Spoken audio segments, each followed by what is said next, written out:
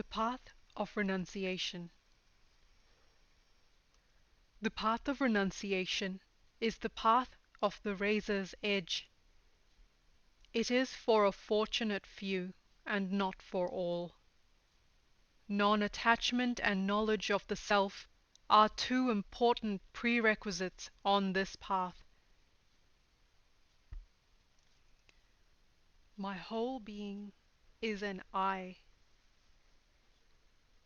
I regularly visited a Swami near Srinagar over a period of 2 years. I would serve and wait on him. But he never talked to me and rarely opened his eyes. His name was Hari Om. For 2 whole years he never once looked at me. One day I told my master, "I am fed up with that Swami. It's like visiting and waiting on a log of wood or a rock." My master said, "Don't say that. Although you may not be aware of it, he sees you indeed." I said, "How could he see me? His eyes are closed." That day when I went to see him, Hari Om smiled and giggled. Then he said, "Am I a log of wood or a rock? Don't you know I am in such great joy that I have no reason to open my eyes? Why should I open my eyes when I am already with that one who is the foundation of beauty and glory? The partial enjoyment which most people seek can no longer satisfy me. That is why I keep my eyes closed." You will have to open the eye of your mind to see the perennial beauty, for the senses have only a limited capacity. They perceive only the limited beauty of limited objects. I was inspired by his beautiful words. After that, when I went to see him, he opened his eyes ever so slightly. When his eyes were a bit open, it seemed as though wine were overflowing the cup. You could experience the joy flowing from within. He muttered the Sanskrit verse, "During that which is night to others, the enlightened one keeps awake." Then he explained, "The finest hours are the hours of night, but very few know how to utilize their worth and silence. 3 categories of people remain awake at night: the yogi, the bhogi, meaning the sensualist, and the rogi, meaning the sick person. The yogi enjoys bliss in meditation. The bhogi enjoys sensual pleasures. And the rogi keeps awake because of his pain and misery. All 3 remain awake, but benefited is he who is in meditation. The bhogi experiences momentary joy, and with a desire to expand that moment, repeats the same experience. Alas, it can never be expanded this way. In meditation, real joy expands into everlasting peace. Closing the eyes unconsciously, without having any content in the mind, is sleep. Closing the eyes consciously is a part of meditation. A yogi closes his eyes and withdraws his senses from the sense perceptions. He remains free from the pair of opposites of pain and pleasure. Closing his eyes is, for him, the opening of the inner eye. Ordinary people see the objects of the world with the help of 2 small eyes. But do you know that my whole being has become an eye? My experience with a dancing girl. My master often told me, "This whole world is a theater of learning. You should not depend on me alone to teach you, but should learn from everything. One time he instructed me, "Now, my boy, go to Darjeeling. Outside the city there is a stream, and on the bank of that stream is a cremation ground. No matter what happens, for 41 days you should do a particular sadhana, which is a spiritual practice, which I am going to teach you. No matter how much your mind attempts to dissuade you from completing the sadhana, you should not leave that place." I said, "Very well." Many people are afraid of staying at such a place. They have funny notions, but it didn't bother me. I went there and I lived in a small thatched hut, where I made a fire for cooking. I was going to the university in those days, and it was summer vacation. I thought, it's very good for me to spend my vacation in sadhana. I followed the practices he had assigned to me for 39 days, and nothing happened. Then some powerful thoughts came into my mind. What a foolish thing you are doing, wasting your time in a lonely place, cut off from the world. You are wasting the best period of your youth. My master had said, "Remember, on the 41st day you will definitely find some symptoms of improvement within yourself. Don't give up before that. Don't be swayed by the suggestions of your mind. No temptations." I had said, "I promise."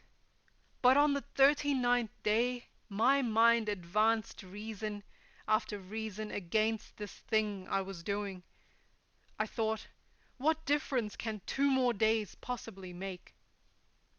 You have not experienced anything after 39 days. You promised your friends that you would write to them, and you haven't written even a single letter. You are living among the dead. What type of teaching is this? Why should your master have you do this? He can't be a good teacher. So I decided to leave. I poured a bucketful of water on the fire, and I destroyed the small thatched hut. It was a cold night, so I wrapped myself in a woolen shawl and walked toward the city. I was going down the main street when I heard some musical instruments being played. There was a woman singing and dancing. The theme of the music was, "There is very little oil in the vessel of life, and the night is vast." She repeated the phrase again and again. That stopped me. The sound of the tabla drums seemed to call me, "Dik, dik." "Fie on thee, fie on thee. What have you done?" I felt so dejected. I thought, why don't I complete the final 2 days? If I go to my teacher, he will say, "You have not completed your practice. You are expecting fruit before the plant has matured." So I turned back and continued my sadhana for the remaining 2 days. On the 41st day, the fruit of the practice appeared just as he had predicted. I then walked back to the city once again, and went to the house of the singer. She was a beautiful and famous dancing girl. She was considered to be a prostitute. When she saw a young Swami coming toward her house, she called out, "Stop! Don't come here! You are at the wrong place. Such a place as this is not for you." But I kept right on. She closed her door and told a servant, a large and powerful man with big mustache, not to let me in. He commanded, "Stop, young Swami. This is the wrong place for you." I said, "No." I want to see her. She is like my mother. She has helped me, and I am grateful to her. Had she not alerted me with her song, I would not have completed my practices. I would have failed, and I would have condemned myself and felt guilty for the rest of my life. When she heard this, she opened her door, and I said, "Really, you are like a mother to me." I told her what had happened, and we talked for some time. She had heard of my master. When I got up to go, she said, "I promise to live like your mother from now on. I will prove that I can not only be a mother to you, but to many others as well. Now I am inspired." The next day she left for Varanasi, the seat of learning in India, where she lived on a boat on the Ganges. In the evening she would go ashore and chant on the sand. Thousands of people used to join her. She wrote on her houseboat, "Don't mistake me for a sadhu. I was a prostitute. Please do not touch my feet." She never looked directly at anyone's face, and never talked to anyone. If someone wanted to talk to her, she would only say, "Sit down with me and chant God's name." If you asked, "How are you?" she would chant Rama. If you asked, "Do you need anything? Can I get you something?" she would respond, Rama, nothing else. One day, before a huge crowd of 5,000 or 6,000 people, she announced, "I am leaving early in the morning. Please throw this body in the water, where it will be used by the fishes." And then she kept silence. The next day she cast off her body. When awakening comes, we can completely transform our personalities, throwing off the past. Some of the greatest sages of the world have been very bad, like Saul, who later became Saint Paul. Suddenly the day of awakening came for Saul on the way to Damascus, and his personality was transformed. Valmiki, the author of the Ramayana, one of the ancient epics of India, had a similar experience. Don't condemn yourself, no matter how bad or how small you think you have been. You have a chance to transform your whole personality. A true seeker can always realize the reality and attain freedom from all bondage and miseries. In just 1 second you can enlighten yourself. Transformation of a murderer. There are 4 well-known shrines in the Himalayas: Gangotri, Jamunotri, Kedarnath, and Badrinath. From June to September, people from the cities and villages of the plains go to the mountains for a month or 2. This ancient tradition of Indian life is followed even today. You meet all kinds of aspirants on the mountain paths. Once, while on a pilgrimage to these shrines with 2 of my friends, I met a sadhu who was in his mid-50s. He was from Banda district of Uttar Pradesh. He was very humble, calm and serene, and he joined our party. We avoided the usual paths and took short cuts whenever we could. In the evening we stayed in a cave, where we made a fire and started roasting potatoes. This was the only food we had. The sadhu, who had nothing in his possession, shared the food with us. We all said grace before taking our meal. The grace is, "This is all Brahman. being offered by Brahman and taken by Brahman. Such affirmations are very helpful in maintaining God consciousness. In the course of our conversation, the sadhu told this story to us. When he was about 18 years old, there was a land dispute between his father and another landlord of the same village. His father was murdered by the villagers because of their jealousy. Jealousy is an evil which grows in the womb of ego and is nourished by selfishness and attachment. This young man was away in school when his father was murdered. When he came home, he took revenge for his father, murdering 5 people. Then he fled to the mountains, where he lived at the feet of the yogis and sages of the Himalayas.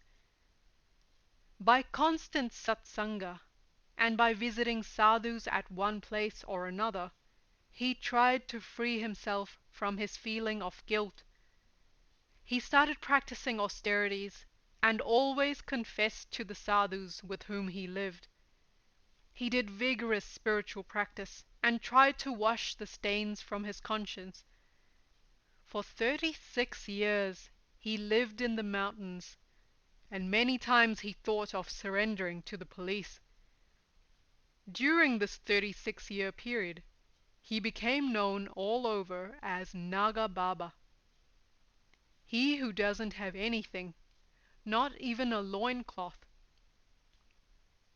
Many a time during his discussions with the people, he would openly say that he was a criminal, and describe how he transformed his inner self. He would say, "I know I was a murderer, but now I have totally changed."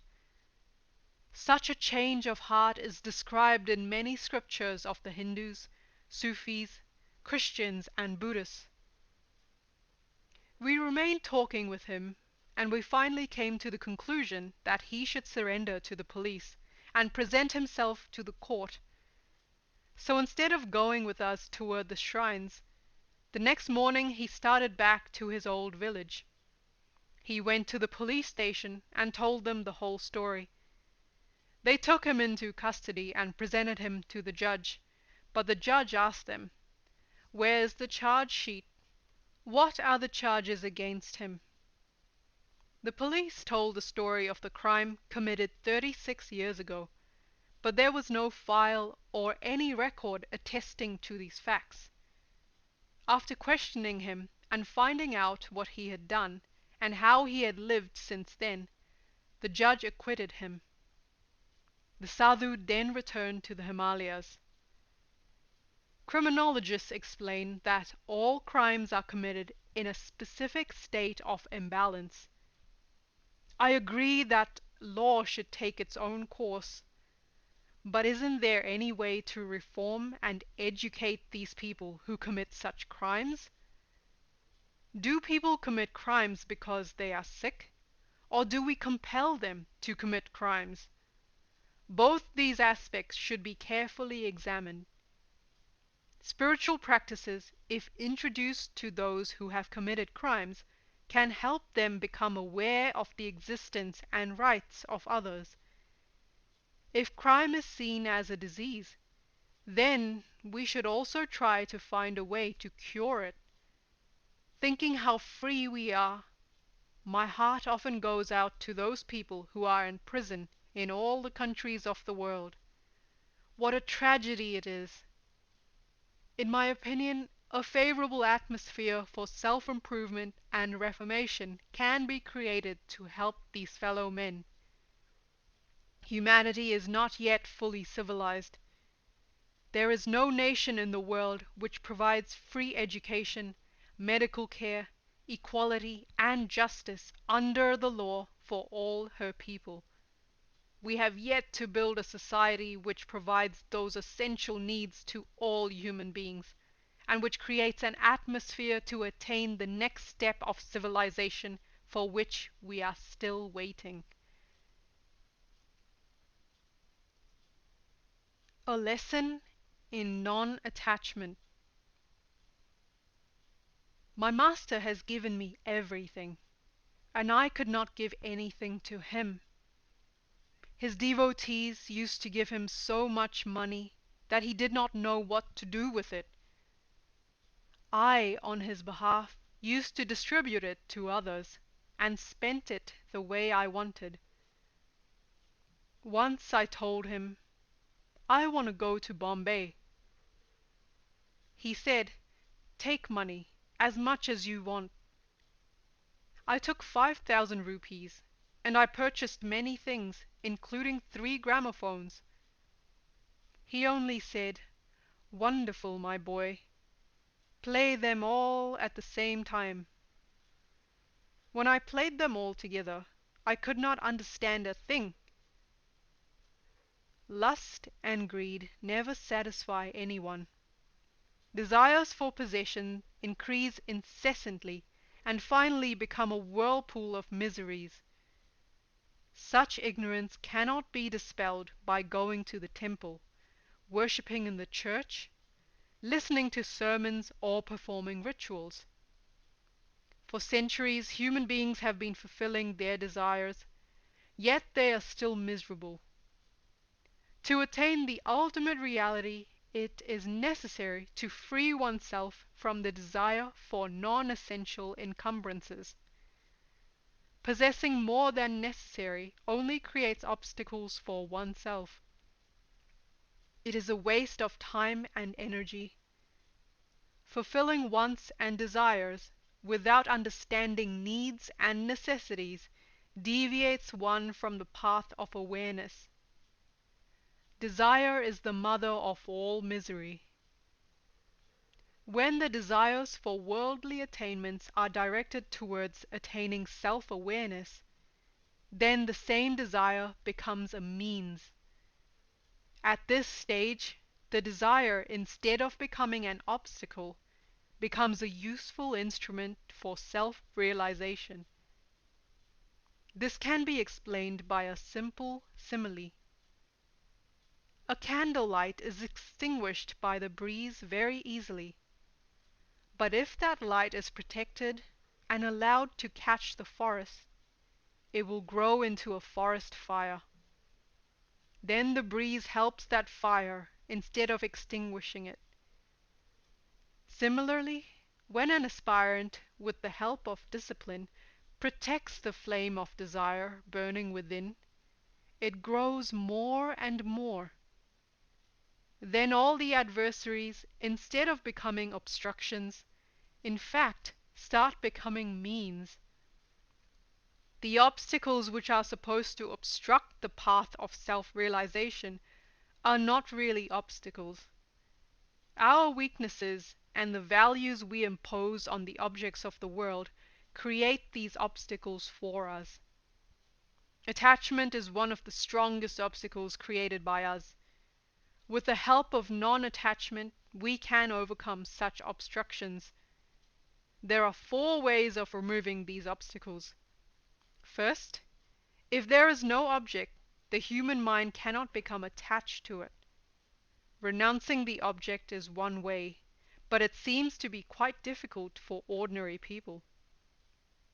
Second, while having all the objects of the world, if we learn the technique of using them as a means, then the objects are not able to create obstacles for us. On this path, attitudes need to be transformed.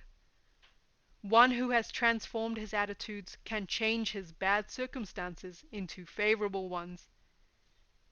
The third way is the path of conquest, in which one learns to do his actions skillfully and selflessly, surrendering to the fruits of his actions for the benefits of others. Such a person becomes detached and safely crosses the ocean of life. Fourth is by self-surrender. One surrenders himself and all that he owns to the Lord, and leads a life of freedom from all attachments. This path seems to be easy, but is really rather difficult. My master, instead of correcting me, used to make me aware of the fact that the human mind and heart have changed because of human weaknesses. I used to ponder over any weaknesses and then meditate for self-transformation. He never said, do this or don't do this, but he showed me the path, which I started treading all alone. Learning to walk all alone was a lesson for me. Taste the world, and then renounce. In my youth, I had the disgusting habit of wearing expensive suits. I would choose the material myself from the market, and then go to the tailor and get fitted. I would wear a tie and a hanky of complementary colors. This confused several followers of my master, and they always grumbled about the way I lived. I lived like this for 5 years, but my master was not concerned. I was learning a lesson which was essential for my growth. When I stood before my master, he used to say, "Your taste is very poor." But I protested, "Sir, this is the best material available." One day I lost my interest in dressing up. I went to him in a simple kurta and pajamas. He said, "You look beautiful." He wanted me to taste the things of the world, to come to understand their worth, and to analyze them and then renounce them. Simple living and elevated thoughts help in creating an aesthetic sense. It takes a long time to create this aesthetic sense and to incorporate grace and beauty into our lives. Costly dresses have no power to hide our ugliness. Stylish clothes do not have the power to make us beautiful. Instead of focusing on externals, we should learn to cultivate and express our inner beauty. This inner beauty will shine for all to see. Renunciation is a path of fire, and should be followed only by those who have burned their worldly desires. On the spur of the moment, many students become emotionally disturbed and disappointed by worldly gains and losses, and consequently think of retiring from the world. Even though they may find an external situation that is pleasant, the unstable world inside is still carried by such students no matter where they go. Disappointments, greed, lust, hatred and love, anger and jealousy cannot be renounced without spiritual discipline. A frustrated and dissatisfied soul is not fit to tread the path of renunciation. Sitting in the cave and thinking of worldly pleasures is misery. My master wanted me to lead a normal childhood rather than a frustrated one. During those years, I used to buy the best cars and trade them twice a year. I used to live better than any prince of India. Many of my relatives and friends, and even the police department, wondered where I obtained so much money to lead such a luxurious life. The secret was that my master used to give me whatever I needed. He never kept or used anything. When I realized the value of things of the world, I calmed down and acquired that peace of mind which helped me to meditate properly. Latent lust is very dangerous because it manifests more in meditation than in active life. The desire for worldly gains creates barriers in fulfilling the desire for enlightenment. My master once said, "Let's go to the bank of the Ganges. I have yet to give you another lesson." I said, "What is that?" He said, "Why do you live in the Himalayas?" I said, "To practice spirituality." "Why do you want to practice spirituality?" he asked. I said, "To be enlightened and become perfect." My master replied, "Then why do you desire worldly things? Why do you need the world? Being a renunciate and living in the cave and yet thinking of the world means you have a latent desire to fulfill. It is a headache that cannot be cured by any other means than self-discipline.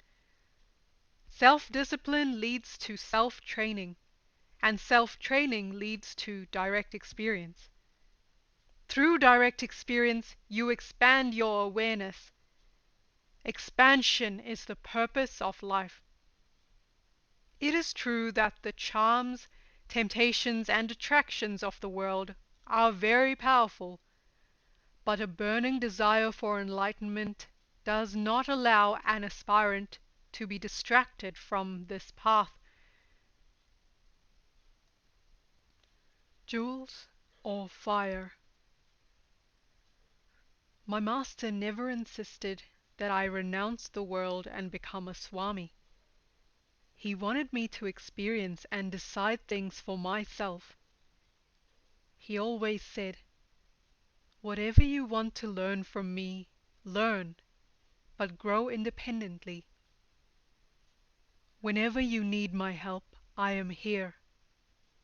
If I asked him a question, he would say, "Are you tired? Can't you find the answer for yourself? Why should you come to me again and again with questions? I'll teach you the method of resolving questions, but I will not simply give you answers." He tried his best to tempt me with worldly things.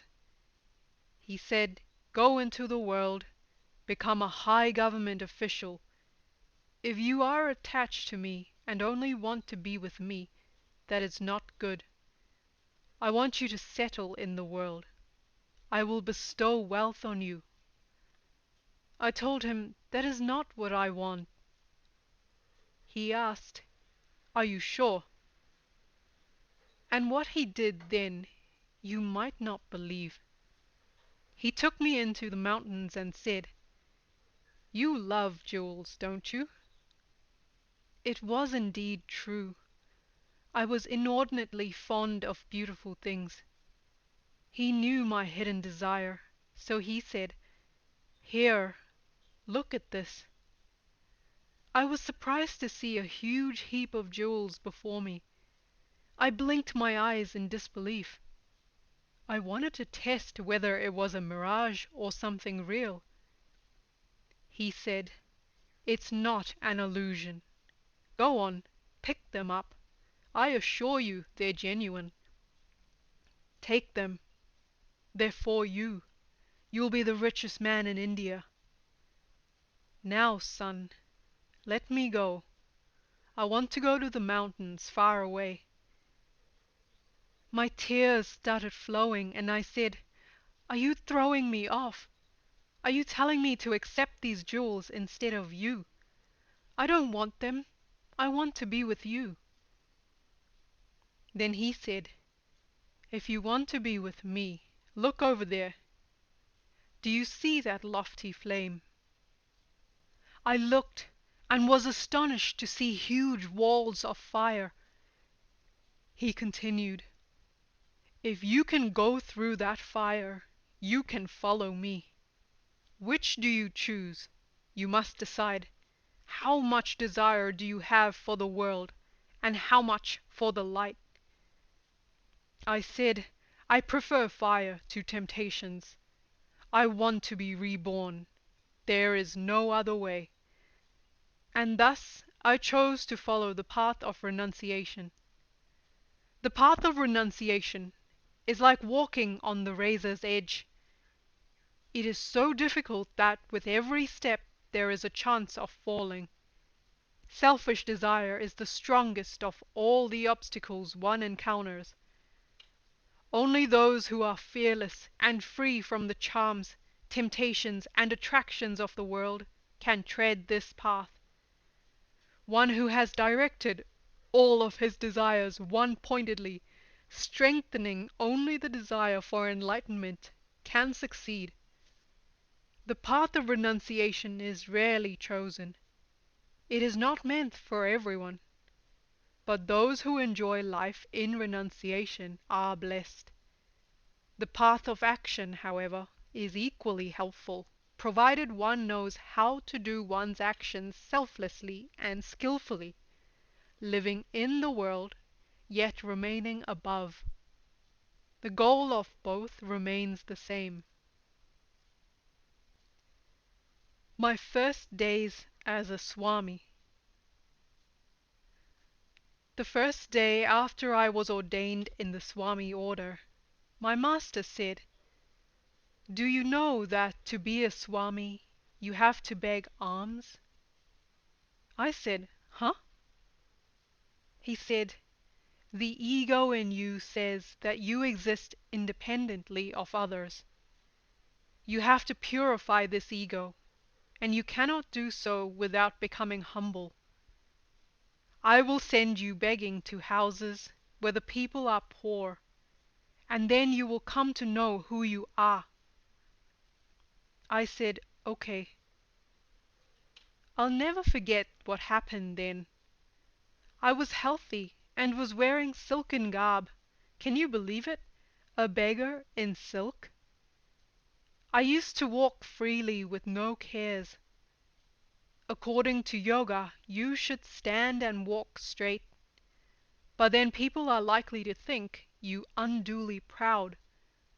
I went to beg alms early in the morning and came upon a woman who was milking a cow. She was singing and milking, and had an earthen pot between her knees. I said, "Narayan Hari."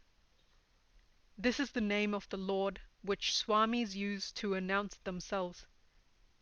She was so startled, and that she jumped up, and the pot fell and broke. I thought, "Oh Lord."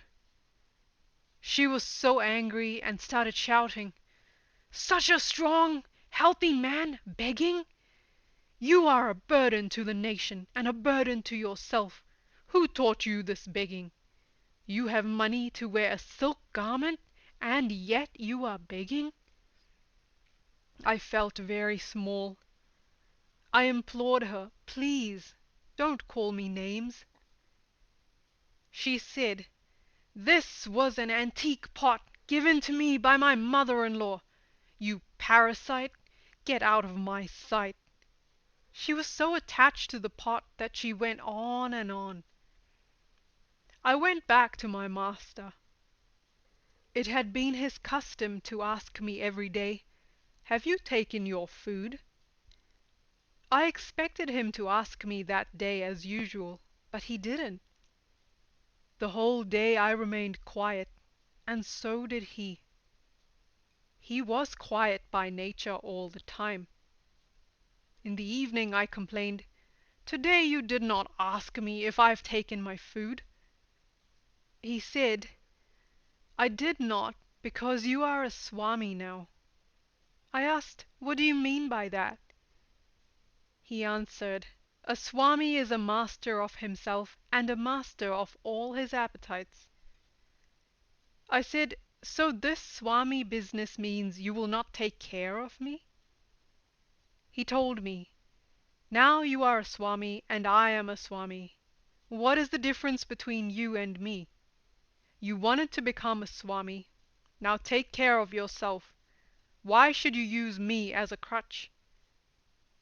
I became very sad and pensive, and decided that I should be independent now. I said, "I promise that from this day on I will never beg alms, no matter what happens. If God wants me to live, I will live and meditate, but I will never beg alms." He said, "If you want to stick to your promise, that's your choice. I have nothing to say. You are a Swami." With this vow, I went and sat on a bank of the Ganges. People came to see me there, and everybody assumed that someone else was caring for me. Many brought flowers and bowed before me, but no one brought fruit or anything to eat. For 13 days nobody asked me whether I had eaten. I became so weak that I could hardly walk. I thought, why did I ever do such a silly thing as become a Swami? After 13 days, I started weeping. I began talking to the Divine Mother. I said, I have taken a vow to follow this path righteously, but there is not even a loaf of bread for me. Suddenly I saw a hand coming out of the water, only a hand holding a bowl filled with food. It started coming toward me, and I heard a woman's voice saying, "Here, this is for you." I took the bowl and ate. No matter how much I ate, the bowl did not empty. I kept that bowl for 3 years. I used to distribute the food from that bowl to many people, and it wouldn't be exhausted. If you put sweets in it, you could not fill it. This was witnessed by thousands of people who used to come and see it. They would continue to pour milk in it, but it never overflowed. I became a slave to that bowl. People did not learn anything from me. They came to see the miraculous bowl. My master advised, "Throw it in the Ganges," and I followed his advice. God presents many temptations to you when you are on the path. Only when you reject all temptations will you have arrived. When a little child weeps, what does the mother do? The mother may first give the child candy. If the child goes on crying, the mother tries several other bribes: a doll, a cookie. If the child still does not stop, then the mother picks up the child and holds her. It is some time before the mother holds the child. First she tries several other attractions. The same thing happens to us on the path of self-realization. Begging alms is a must for a monk, but humiliation to others. I realized that those who totally live on the grace of the Almighty receive the necessary food to eat and shelter to live. Worrying for food and shelter is not complete faith. I will believe till the last breath of my life that God alone is my property, and depending on any other thing except God will bring disaster in my life. I find my Lord always walking before me, providing all the things that I need. A constant persecution. At the age of 21, I lived in a thatched hut on the bank of the Ganges, 5 miles from Rishikesh. Because I lived alone, many people thought I was a great sage. If you isolate yourself, wear funny garb, have some scriptures near you, even though you never studied them, and ignore everyone who comes to see you, then people conclude that you must be a great Swami. People would arrive to see me all day long. I did not even have time to do my practices. From morning till evening they would bow before me and offer flowers, fruit, or money. For a while I exulted in it, but slowly it began to repel me. I thought, what is all this? It's a sheer waste of time. I started getting angry with visitors. The people reacted. How is it possible for a Swami to get angry? He is just pretending to be angry to avoid us. And they came in even greater numbers. That really irritated me. I completely lost my calm and balance and started calling the visitors bad names. But they would respond, "Sir, your bad names are like flowers for us. They are blessings." I had to run away from that place. I thought to myself, I still have not conquered my anger. This happens to many renunciates. They are constantly disturbed and distracted by visitors. A Swami must learn not to create attraction, and not to live in such a way that his practice is interrupted. A Swami's life is a constant persecution. People believe he is high above any ordinary human being. In India, Swami means one who is all-powerful, a healer, a preacher, a doctor, and much more. A Swami is put in such a difficult situation that it would drive any ordinary person crazy. People do not realize that some Swamis are still beginners on the path, that others have trodden the path a bit, and that only very few have attained the goal. This lack of differentiation creates expectations which confuse both the people and the Swamis. It is not easy to extricate oneself from this confusion. Whenever I was truthful in telling people, "I am still practicing, there is nothing to share, please leave me alone," they would interpret these words in whatever way suited them, and come to me more and more. When I lived far in the woods, I was still disturbed. Sometimes I became fed up with this Swamihood. It is not necessary for one to wear the garb of a renunciate to attain enlightenment. What actually matters is the constant spiritual sadhana of disciplining mind, action, and speech. How wonderful it is to be a Swami, but how difficult it is to be a real one. Living on a mount of pebbles. If you are a seeker after enlightenment doing your practice, and people repeatedly come and disturb you, you will not be able to complete your practice successfully. Yet in India, it is custom that if you are a Swami, you have to answer the questions of all those who come to you. Many people think that Swamis have the remedies for all the ills in life. Such people sometimes benefit from this belief and are healed. The result is likely to be exaggerated stories and the acceptance of a beginner as an accomplished healer. This poor creature cannot continue his practice and forgets his goal. He wastes his time and life, remaining a Swami, but unrealized. One of the best ways to escape from such problems is to remain in disguise and to do one's sadhana. There are many mystics who are really great in their actual life, but pretend to be imbalanced so they are not disturbed.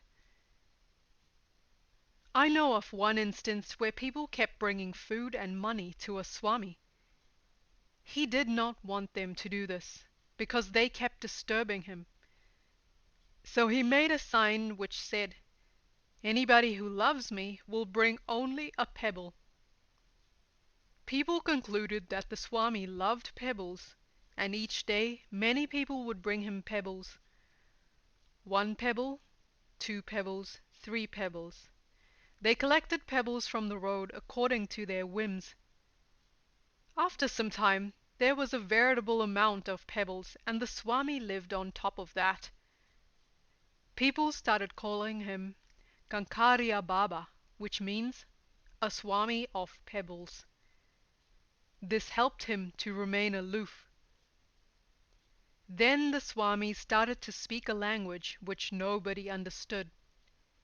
If anybody came to see him, he would say, "Do, do, do, do, do."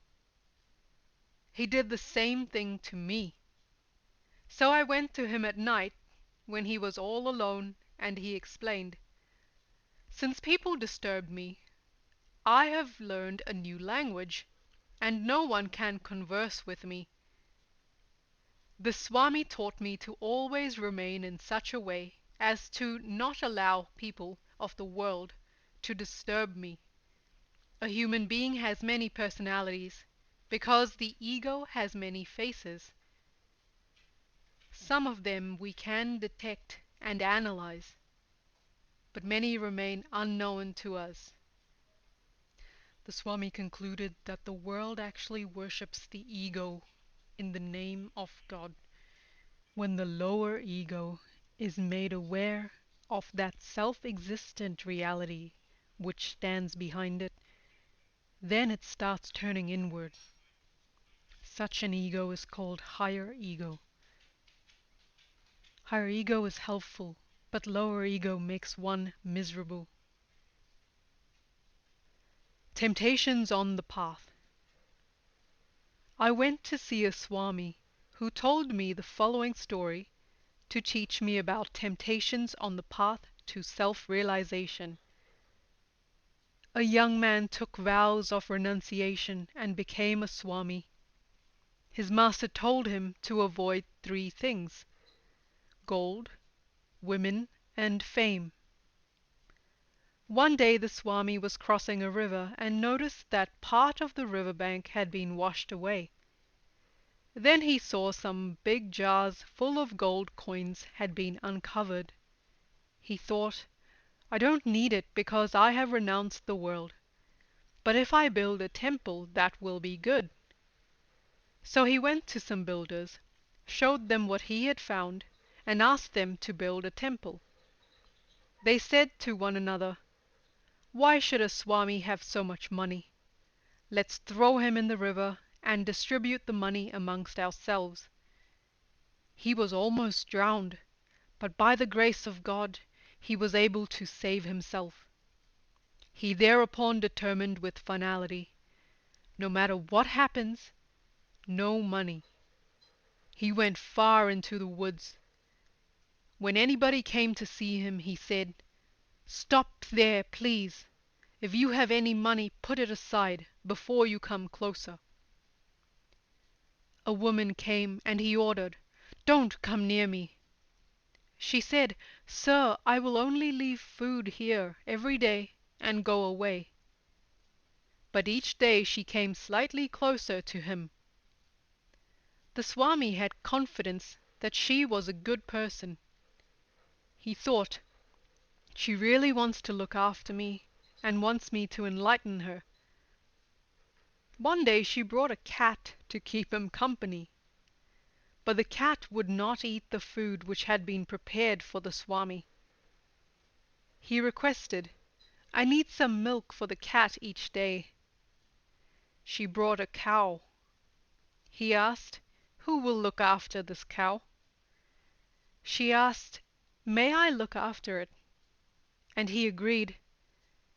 She looked after the Swami more and more.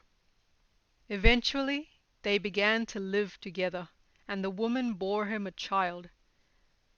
One day the Swami was taking care of the child when another Swami came along and said, "What has happened to you?"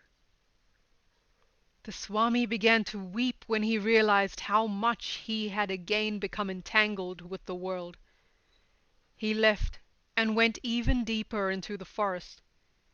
He practiced very sincerely and after some years acquired some siddhis, meaning powers. One day a man from a nearby village sought him out. He bowed and said, "Swamiji, you are so kind and such a great sage. I am very poor. My children do not have enough to eat. Please help me." Swamiji said, "Take one hair from my beard, put it in your cupboard, and tomorrow your cupboard will be full of money, but don't tell anyone about it." When he returned to his home, that man naturally revealed the secret to his wife, and she to many others. Soon the news had traveled far and wide. Hundreds of people thronged to the Swami to pull a hair from his beard. His face was sore and bleeding. Once again he had to go away and begin his practice anew. But he had learned a valuable lesson. He now knew the consequences of becoming involved with gold, women, and fame. The Swami who told the story to me said, "This is a lesson which you should never forget.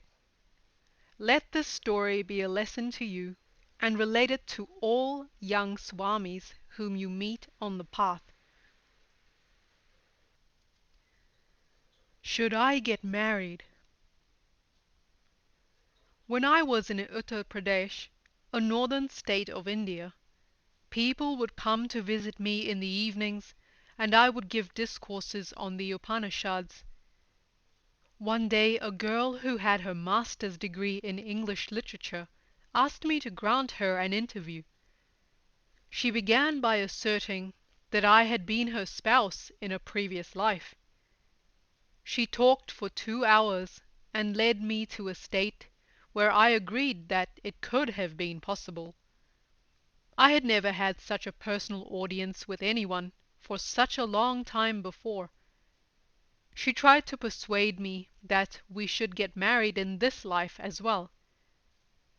Later I talked with her mother, who also supported her imagination.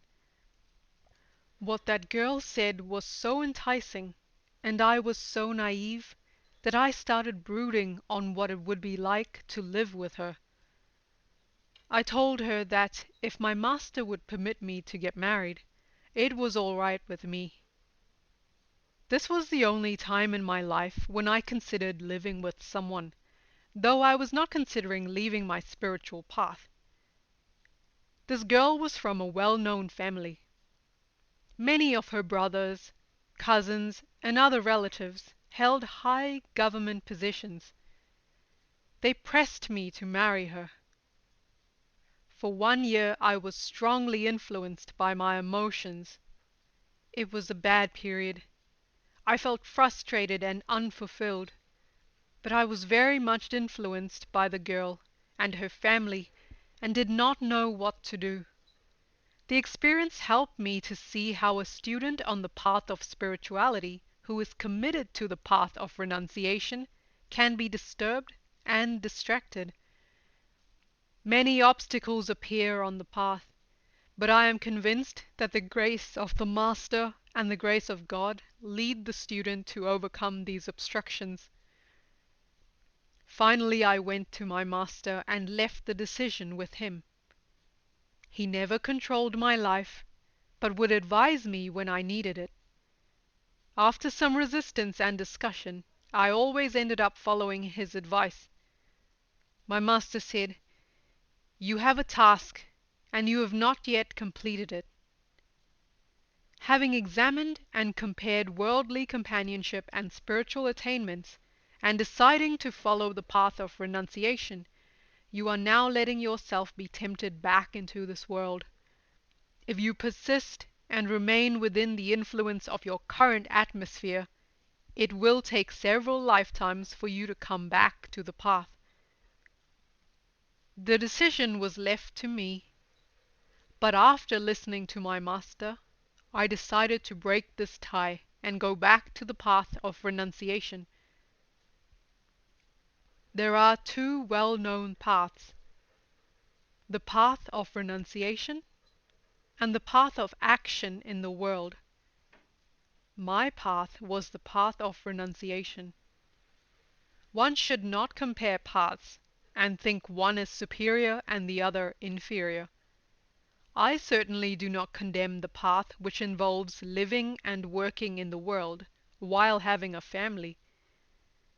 That path furnishes the means of living, but is also time-consuming. In the path of renunciation, there is ample time for spiritual practices, but limited means like food, shelter, and clothing. The renunciate must depend on the householder for fulfilling such needs. It is not important which path one follows. What is important is the honesty, sincerity, truthfulness, and faithfulness which one has in either path. This particular incident brought some humiliation in my life, because people put swamis and yogis on high pedestals and look upon them as demigods. In India, a swami is expected to live apart from society, without worldly possessions and without any worldly preoccupations. I have met many on the path who live hypocritically because of such expectations. I have heard Western psychologists say that renunciation, and especially celibacy, is ascetic insanity. I leave it to each individual to choose for himself. But it is important to mention here that hypocrisy is a great obstacle. Those who observe celibacy do indeed become abnormal if they do not transform their inner personalities. Those who do not have control over the primitive urges should not follow the path of renunciation. The drives for food, sex, sleep, and self-preservation are powerful urges. Each has a very strong impact and influence on human life and behavior. Why should there be such a taboo on sex only? In yoga science, all the urges are channeled and directed towards spiritual development. Those who cannot control and sublimate these drives should live in the world and experience their fulfillment in a regulated way. They can follow the path of tantra rather than renunciation. They can transform the fulfillment of these drives into spiritual experiences. There is much confusion created by renunciates who impose rigid discipline on their students. This often makes the student dishonest and hypocritical. Is such discipline necessary? Conflict within and without are the signs and symptoms which clearly indicate that one is not on the path of spirituality. Spiritual dignity is also vanity. After I had renewed my resolve to follow the path of renunciation, my master thought I was feeling guilty. So he told me to live on a bank of the Narmada River, which flows through central India, and to practice certain austerities there. He instructed me to go to an isolated, dense forest 30 miles south of Kerighat, near Omkareshwar. The river there was full of crocodiles, and in the mornings and evenings several of them would lie on the sand along the river. I lived on the river bank for 6 months without anyone disturbing me. I had only a water pot, a blanket, and 2 loincloths. People from a village 6 miles distant supplied me with milk and whole wheat bread once a day. Those 6 months of intense physical and mental austerities were a high period in my life. One day a party of big game hunters came by and saw me sitting in meditation on the sand in the midst of many crocodiles, some of whom were lying just a few yards away from me. The hunters took my photograph without my noticing and sent it to a newspaper. Soon stories about me appeared in many newspapers. At that time, the Shankaracharya of Karvipitham was searching for his successor. Shankara established 4 institutions in different sections of India, and a 5th institution at a place where he spent his last days. The heads of these institutions are considered to be the spiritual heads of India, and occupy positions analogous to that of the Pope in the Christian tradition. He instructed a few pundits to observe my daily routine from a distance. They stayed in the village at night and watched my activities during the day. They also collected information from others about my life. After observing me for some time and carefully investigating my background, they approached me and tried to persuade me to consider becoming a Shankaracharya. At that time, the Shankaracharya was Dr. Kurkoti, a highly intellectual man and a Sanskrit scholar of high repute. He was a close friend of Tilak, an Indian leader and author of Gita Rasaya. I was taken to Dr. Kurkoti, and he took a liking to me. Then I went to my master and received his permission to accept the position. After a ceremony, lasting 18 days, I was installed as a successor of Jagat Guru Shankaracharya. I received thousands of telegrams from well-wishers all over the world, including messages from the Pope and other spiritual heads. It was a strange experience for me, such a startling contrast to my 6 months of solitude and silence. I was less than 30 years old, and they gave me such a great responsibility. Dr. Kurkoti believed in socio-religious reformation and handed over his files of valuable correspondence with other spiritual and political leaders. I had numerous meetings with various groups and leaders. I had a busy schedule of traveling and lecturing, and when I wasn't so engaged, people would come to see me from morning to evening and ask for my blessings. It became very difficult for me. I had no freedom. I thought, I don't get any time to meditate and do my practices. I spend my whole day blessing people. This is not good. I was not at all happy. My conscience said, "You are not meant for this. Leave." So after 2 years, I simply ran away, without any money in my pocket. One day I had a large mansion to live in and many cars for one man to ride in, and the next I had nothing but the clothes I was wearing. Wanting to return to the Himalayas, I boarded the third-class section of a train which was headed where I wanted to go, even though I had no ticket. The people on the train must have wondered whose clothes I had stolen, because I was still wearing the costly garb of Shankaracharya. When the conductor came, he forced me to get off at the next station, because I had no money and I didn't want to reveal my identity. I had never before committed such a crime as traveling without a ticket.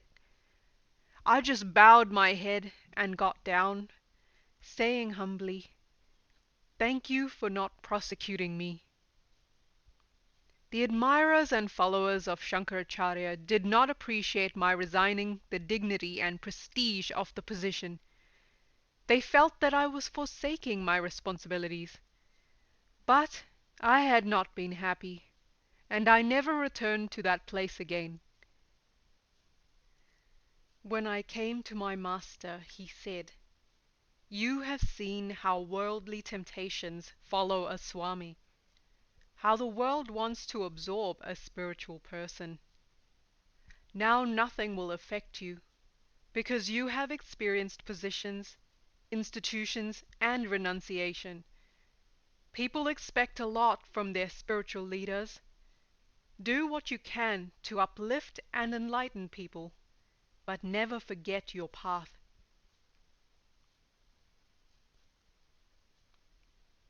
A miserable experiment. A man who knew me used to cut lawns, collect grass, and sell it for the cows and buffaloes to eat. This is how he earned his living. But he thought, "Swami Rama enjoys life without doing anything. Wherever he goes, people bring flowers, spread carpets, and even give him a cottage to live in. People clean and cook for him and take care of all his needs. It must be very good to be a Swami." He said to his wife, "I propose to do an experiment. For 6 months I will pretend to be a Swami." She complained, "But I need money. You have to look after the family." He replied, "Whatever money people give, I will turn over to you." He saved a little money, bought the proper clothes, and pretended to be a Swami. For the first 3 days nobody asked him if he was hungry. He felt insulted because he saw that many people were coming to me and putting fruit before me, although I was not eating it. If people bring me anything, I pass it on. In this way I am free from any obligation. They are expressing their love by giving it to me, and I am expressing my love by giving it to someone else. After 7 days he had lost a great deal of weight and had yet to make money. At night he would quietly visit his wife. She said, "What a foolish man you are! You were earning quite a lot of money, and now you are not earning anything. Why don't you at least go to Swamiji and ask him the secret of his success?" So he came to me in the garb of a Swami. I said, "Swamiji, please come forward." He said, "Sir, I want to ask you a question privately." So I asked the others present to please wait outside. He said, "I want to know the secret of your success." I said, "I'm not aware that I am successful." "In what way do you think I am successful?" He said, "Without asking for money, you get money. This cottage is at your disposal. Drivers come for you. Many people come and sit with you. Why?" I replied, "You know, when I wanted such things, they never came to me. But the day I determined I didn't want them, I began getting them." Remember this, as Swami Vivekananda says, "Fortune is like a flirt. She will run away from you when you want her. But if you are not interested in her, she will come chasing you." Charms of the World. Once there was an educated young man who decided that he would become a Swami. He observed how Swamis spoke and conducted themselves. On his own, without treading the path or following any disciplines, he set himself up as a Swami with the proper attire and external behavior. One day he came to my ashram at Uttarkashi in the Himalayas and requested if he could stay a while. Whenever he spoke with me, his gaze would always settle on my wristwatch. Someone had given me an Omega chronometer as a gift. I didn't care whether the watch was a simple watch or the expensive item that fascinated this young man. Every time we talked, he would bring up the watch in conversation. He would say, "Oh, what a striking watch! How attractive the design! It must keep excellent time." After 3 days of this, I said, "Young man, I'm leaving for Gangotri for a while. Would you take care of this watch for me?" As I picked up my blanket and sandals and waved goodbye to my guest, I knew that before long my ashram would be empty of this man and my watch.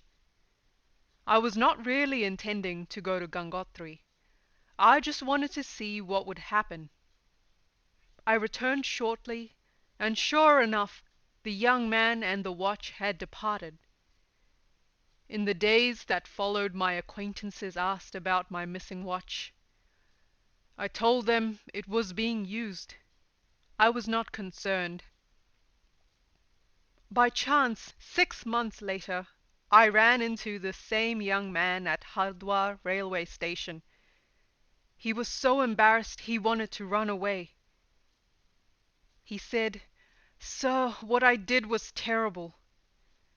I replied, "You have done nothing to me. If you think it is wrong, don't do it again." Then I noticed that he was not wearing the watch.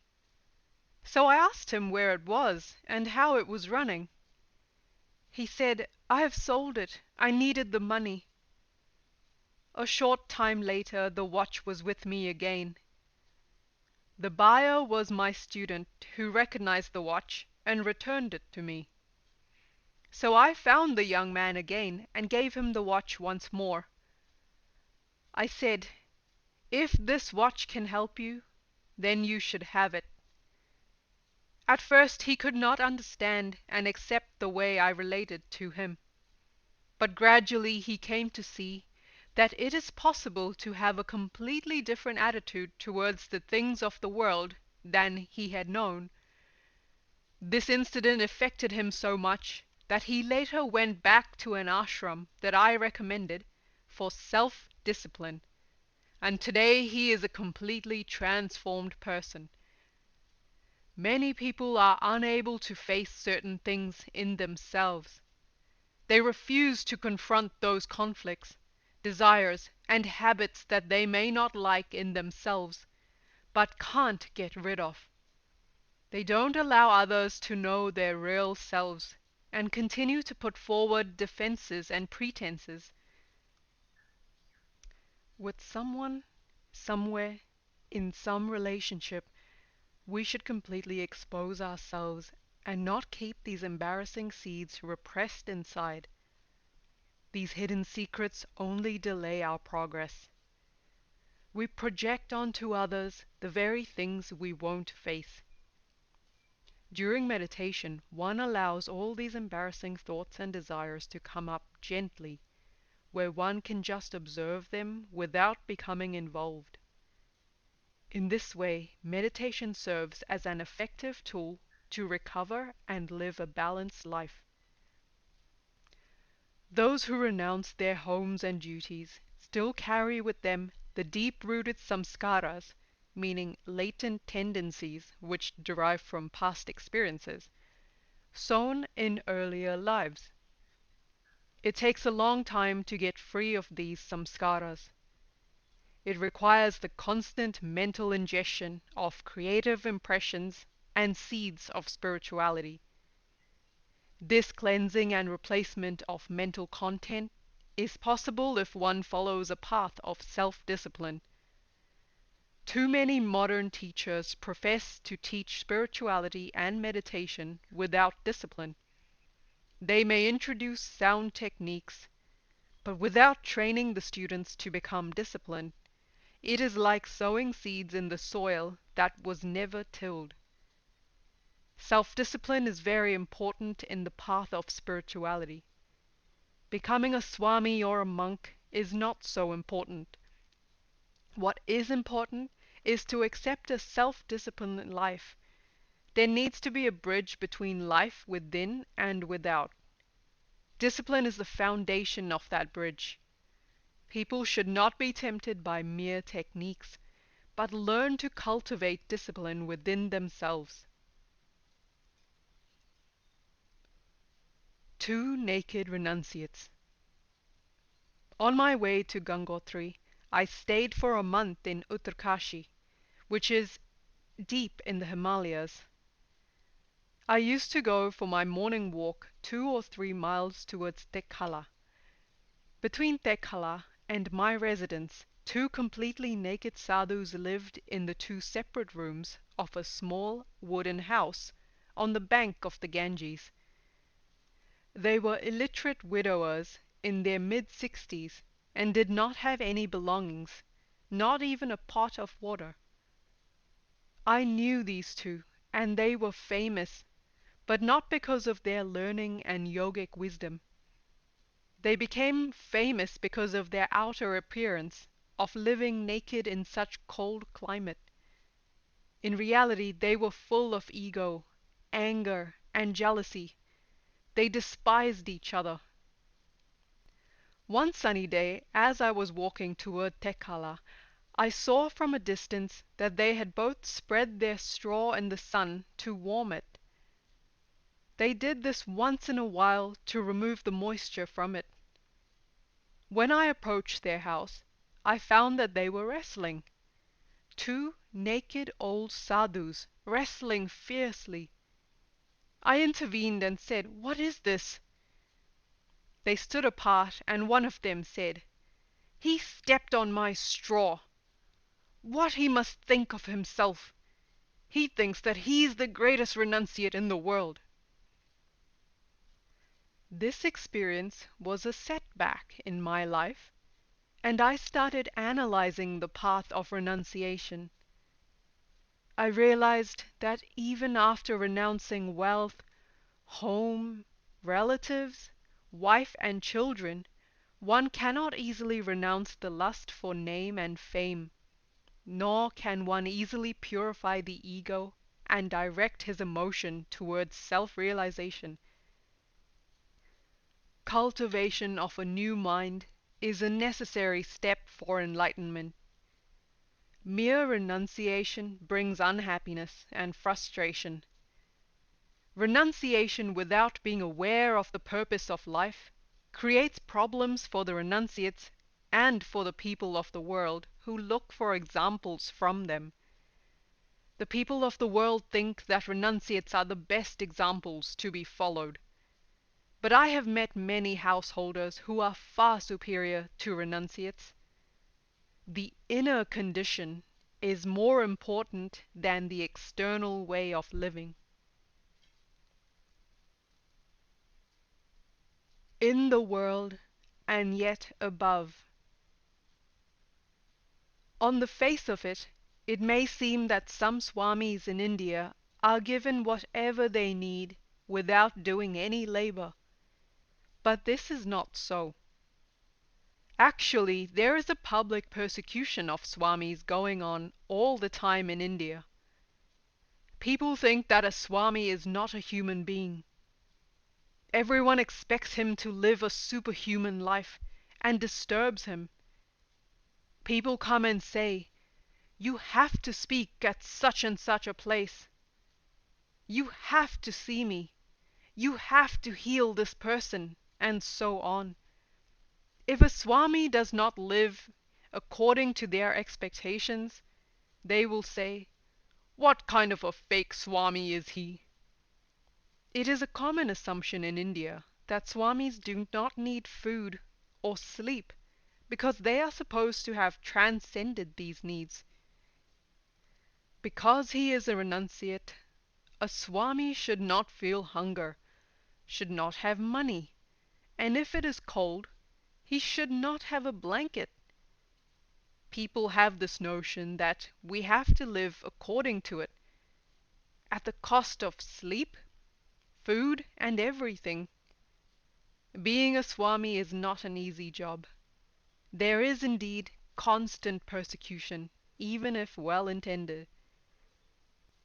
In India, wherever swamis go, the people out of sheer enthusiasm come with drums and chant continually.